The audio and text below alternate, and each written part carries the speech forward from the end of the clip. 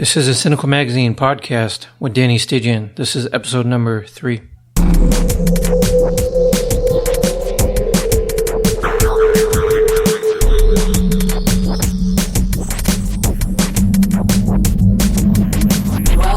the Sinical Magazine podcast, where we bring you the best in alternative culture.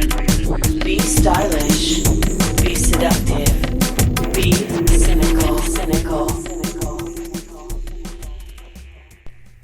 Welcome to the third episode of the Sinical Magazine podcast. In today's episode, we will be talking to Mistress Daria. She's based near Dallas, Texas. She's been a supporter of the magazine since issue 1. This episode was actually recorded a while back, but we're just now releasing it. Anyway, let's get to it.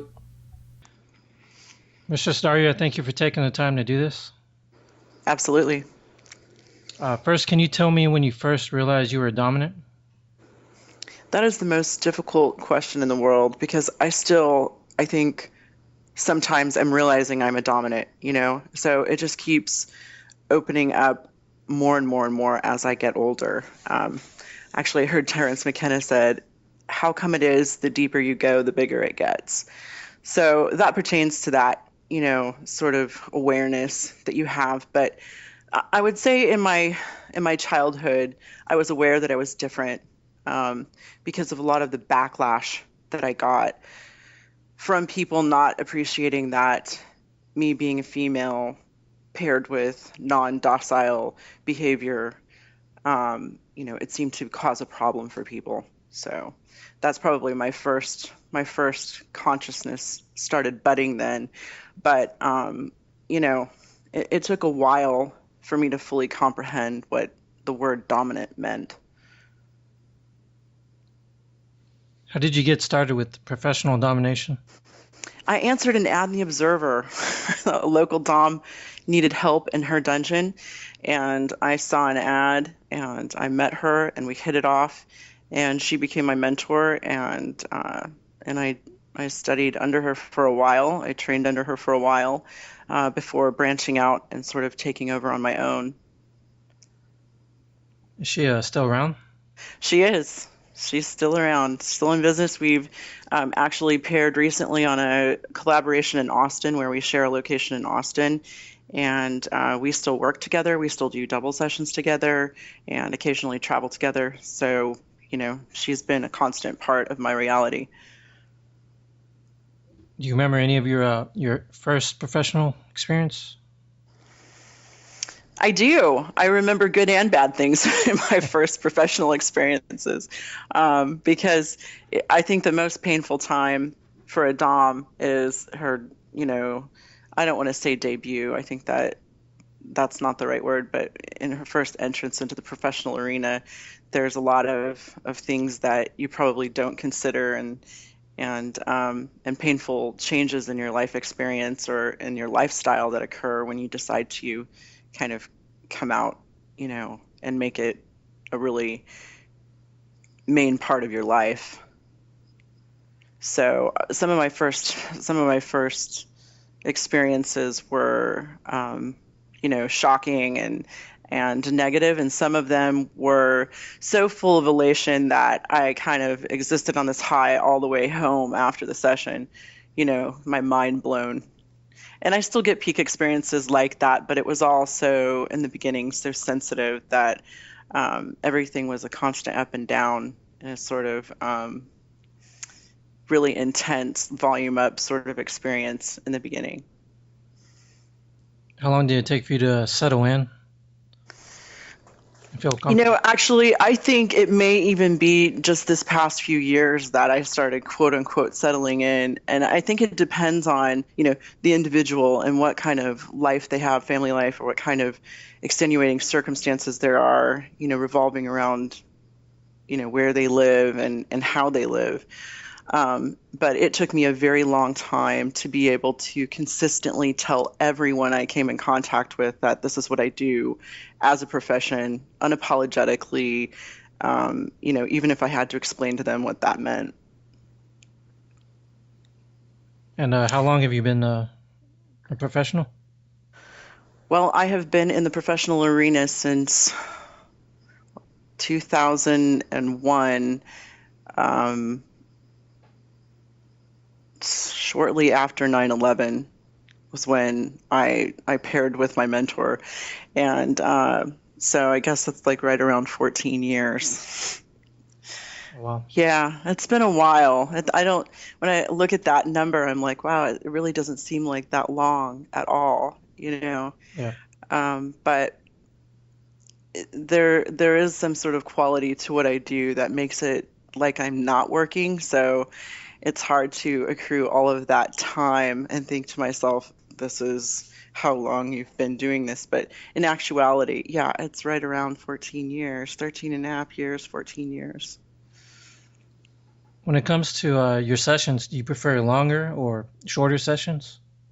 That depends on the individual and what exactly we're doing and what kind of mood I'm in. My repertoire is well developed and I would say diverse. There's a wide array of things that I'm interested in, but I go through different phases. So I might be really heavily into latex for a while, and then I'll switch to lingerie. Sometimes I'm in a more heavy hitting mood, so I want to only see masochists. And then sometimes I get into role play. So it depends on, who is presenting what kind of idea for collaboration or play. But I do like the longer sessions because I feel that it has a more real life quality to it, because when you're relaxed, that's really how, things happen naturally. And in session, when you're constantly looking at the clock or you're working with a really short amount of time, you can't really sit back and let your creativity unfold. You have to sort of plan things and make them happen within that short time frame. That being said, I've had some really great sessions that were only an hour long. So again, it depends on the individual. Like if there's someone who's, very focused on, one particular aspect of BDSM, or they're a fetishist, a long session might be draining actually, because it would be boring to do the same thing over and over again. So it really just depends on who I'm dealing with. What seems to be the average session length? 1 to 3 hours. Okay. Absolutely. What's been your longest session? I do overnight sessions that last 12 hours, 13 hours, 14 hours, but I've actually done, 24-hour sessions or gone away for a weekend. And in those environments where I'm traveling, it's not necessarily nonstop play. The only thing that I do nonstop play would be the overnight session, which is like 12 hours, where we literally just for 12 hours, nonstop play, just BDSM, and maybe a break here or there for the restroom or to eat. But, traveling and sort of captivating someone for an entire weekend is something I really do enjoy as well. It's not draining? No, but I mean, it depends on if there's alcohol involved. It depends on it really depends on what the scenario is. If it's in my dungeon, it might be draining if it were an entire weekend, which I've never done. I usually, for an entire weekend, I've always traveled away for those types of sessions. Although I have done a 24-hour session here in the dungeon, it went beautifully. But I do, leave for breaks and stuff like that. Well, and especially if there's abandonment involved, and in that case there was. So I locked someone in a cage and left, and then came back. Your dungeon, can you talk a little bit about that? What's inside your dungeon, some of the equipment you have? I can talk about it, but we're actually planning a complete overhaul. One of my slaves is going to be helping me remodel, so some of the stuff may be gone, but I have a townhouse, and there are 2 bedrooms in it and 3 baths, and the living room I have appropriated completely. Actually, every single room in this house is full of BDSM equipment.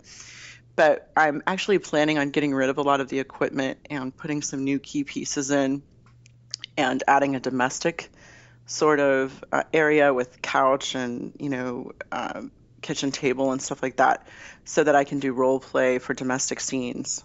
And also so that I can kind of let the space for couples or people who want to do like a bed and breakfast sort of thing when I'm out of town, So I will be, offering it as a sort of B&B, a kinky B&B. And I've noticed that a lot of dungeons all over the U.S. are doing that, and actually in Europe as well. So I'm going to kind of change the style that it is, just a sort of pure dungeon with nothing but BDSM equipment. That will change. But right now I have a living room full of different pieces of equipment like stocks, wooden stocks, and a bondage chair and a ball crushing chair and a very large oversized latex vacuum bed. And then that same floor there's a 6'6" sleeper cage, bondage sleeper cage, welded iron or welded steel bondage cage, and a fucking machine, and a St. Andrew's cross, and a bondage horse. And again, on the same floor, medical room with a gyno table and a dentist chair.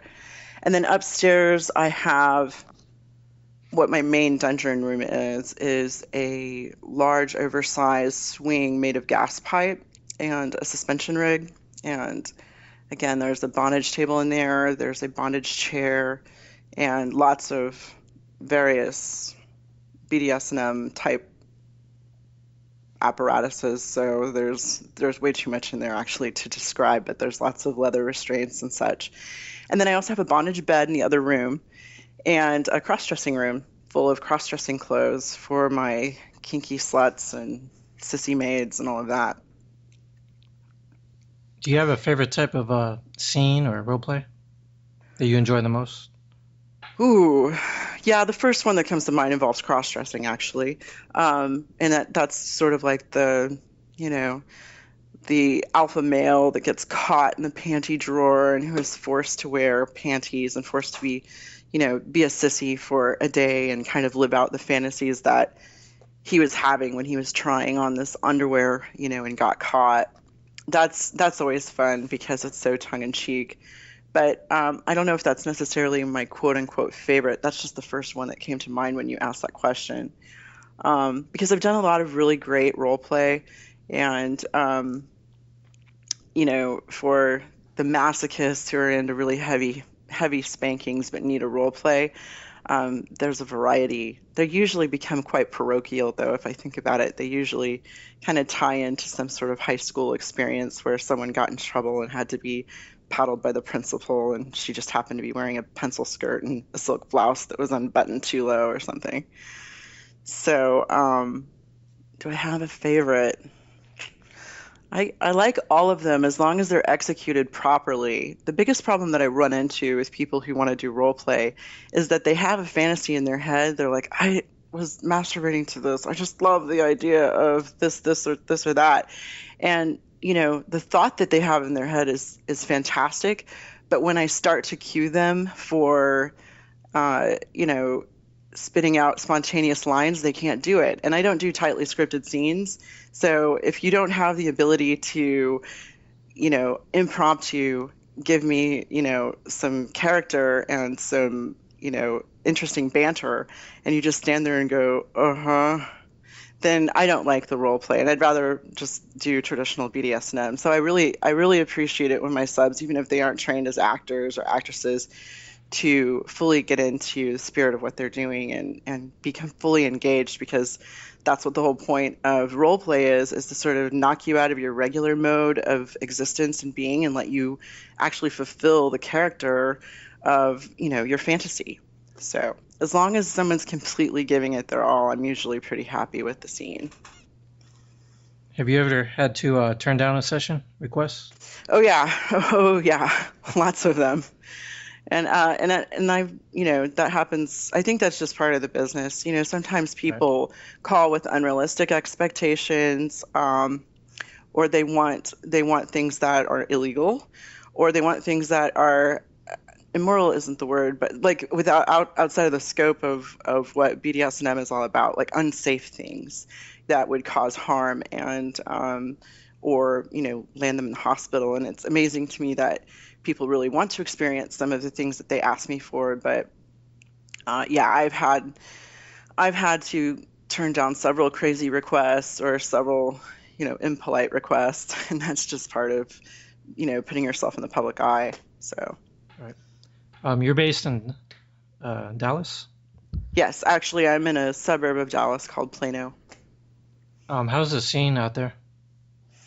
Well, actually, I haven't really been going to a lot of the events and such lately, but the scene is robust here compared to other places. There are lots of different FetLife groups, and they're constantly meeting.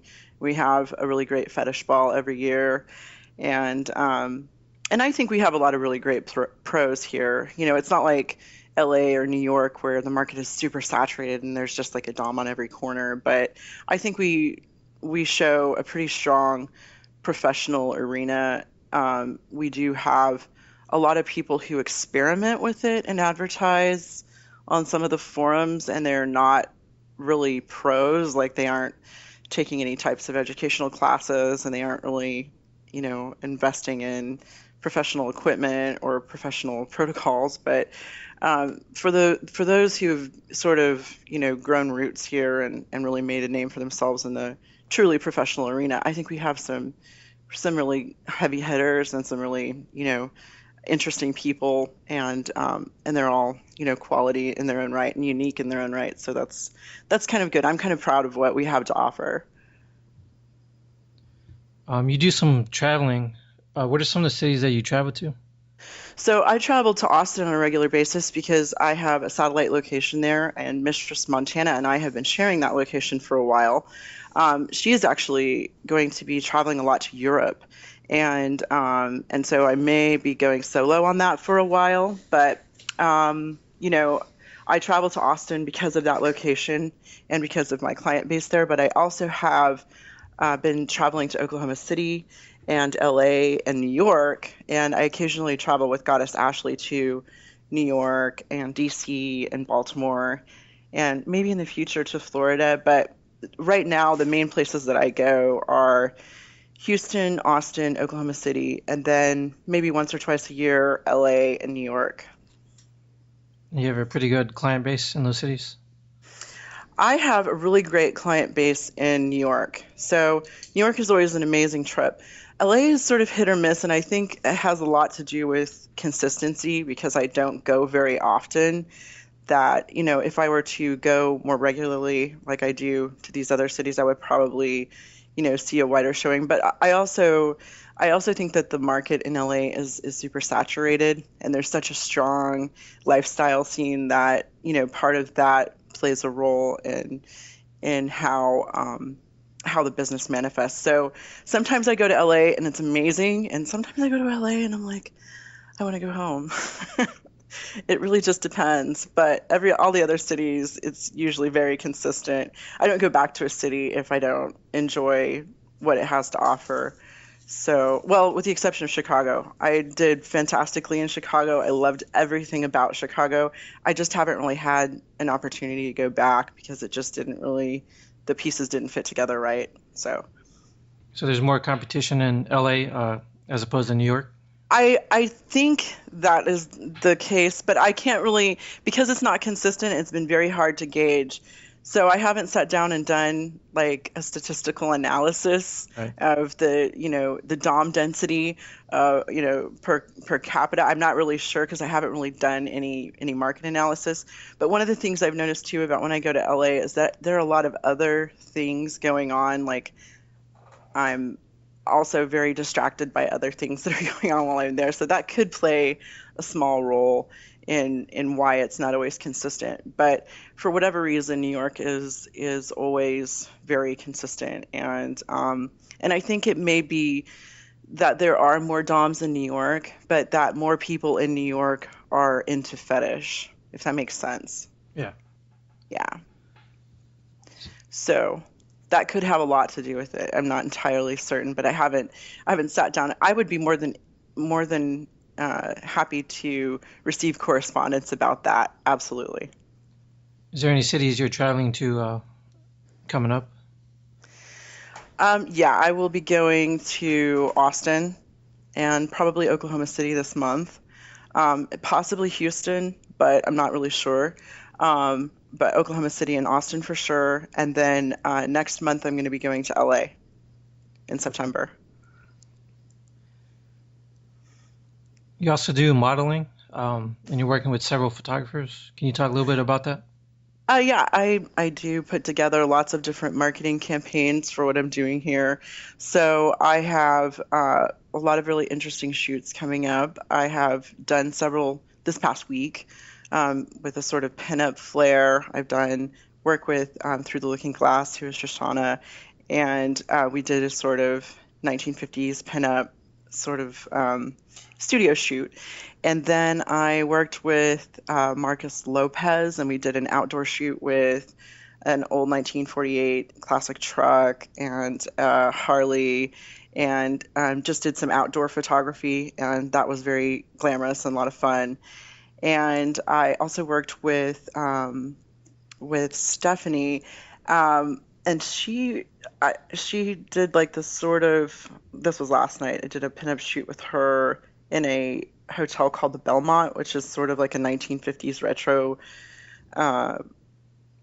kind of, I don't know. It's a strange hotel on the hills in Oak Cliff with sort of bungalows and all of this interesting scenery overlooking the Dallas city skyline, and that was a lot of fun. But I'm really looking forward to a lot of the new shoots that I'm doing with Shoshana, where we had planned a shoot to kind of do a twist on the most interesting man in the world, but we're going to be doing the most interesting woman in the world.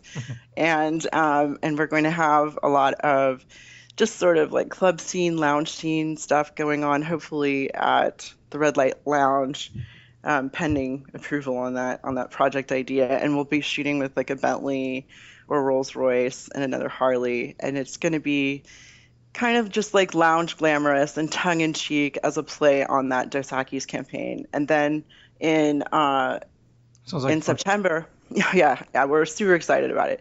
And in September, we're going to be doing shoots with Dirk Hooper and Elizabeth Rabb. And I say we because the guy that owns Catfish Latex has agreed to provide a bunch of really amazing latex for these shoots. And so we're going to rent the glass house and shoot with Dirk. And then I'm flying to LA to shoot probably in Justine Cross's dungeons, because she has a new dungeon downtown LA, and her original dungeon is amazing as well.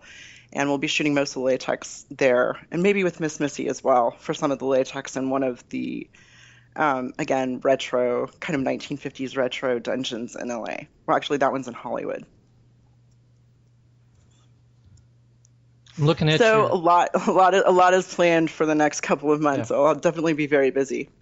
Yeah, sounds like it. I'm looking at your website. You had mentioned that you're going to be updating it. Yeah, so that's why all of these photo shoots are happening. Is I'm basically taking everything that I've shot to this point, and I'm putting it in an archive. And so I'm giving the entire site a facelift, and we're going to actually redesign the entire site so that it's more user-friendly, and so that there's just fresh images, and that all of the images are organized so that all of the photographers I've ever worked with get credit for the photos. There was a lot of question over the past year as people looked at the photos, not understanding, the photo credits. So we're going to kind of amend that and kind of fix the platform. Are you going to have a video section? I see a page for videos. Yeah, actually, but it's going to be more like Vimeo. It's going to be like 30-second clips. Okay. I'm not going to be doing any long, like 20-minute clips for sale, although I've had a lot of requests for that. I probably won't be doing that unless I get, requests for custom work. So. Have people requested that? They have here or there, but it's one of those things that if you're not really advertising it, it rarely happens. And I really love organic sessions. So I rarely do those, unless I'm asked specifically for them, and it is a rare occasion. And I think it happens more often. I have a friend that does that, and she gets a lot of custom work because she's constantly shooting other clips. So I'm not as interested in shooting the clips as I am in still photography, which is my first love. The clips of, short sort of teaser this is what you could be experiencing. Clips are very appealing to me because I like them from a marketing standpoint, and I also think that you see them on Twitter and our social media so often that it's nice to be able to give people a little window into what's going on in here. But the longer clips, they're very staged. And to me, a lot of it isn't really true BDSM. I mean, if someone caught me with a camera at a party or something, that could be probably pretty authentic and organic. But it's really hard when you're in front of a camera to really be engaged, with the person. And I have never shot a clip where I actually went into top space or saw the sub go into subspace. So You think it's too staged? I just think there's too much pressure. I mean, there may be maybe some hardcore masochists that achieve that, because of the intensity of the physical experience that they have, and that maybe their entrance into subspace is really heavily triggered by a biochemical response, and I think that's very possible. But I don't really know, because for myself, I haven't really experienced anything that I thought was significant while shooting. So. But I could be, missing out. Maybe in the future I'll discover something that I didn't know. I'm always open to new things. I just have a couple more questions. What else do you like to do for fun besides? What do I like to do for fun? Oh God, it's the hobbies question. Well, I've picked up a lot of new hobbies lately. I've always ridden horses, but I sold my horses a while ago, a couple years ago, about 3 years ago. And I've been riding motorcycles. So I just recently got into riding motorcycles, and I have a Honda Shadow, and I'm about to get a Harley. And one day I'm probably going to get a Ducati, but that's not for this year, maybe even the next couple of years. I'm really interested in learning to fly small planes. I've become very obsessed with that. And I've had a discovery flight, but it's just not really it's not within the immediate forecast, but it's definitely one of my bucket list items. I like to go to the opera and the symphony, and I also like to go to live music shows for fun. And I'm also very interested in the outdoors, so I like camping and hiking.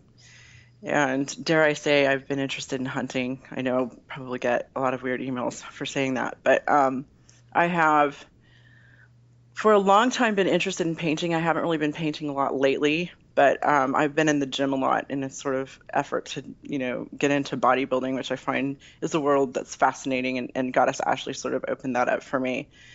And I spend a lot of time in the pool. I find that fun. I'm trying to think of what other things I do for quote unquote fun besides drinking. What kind of painting?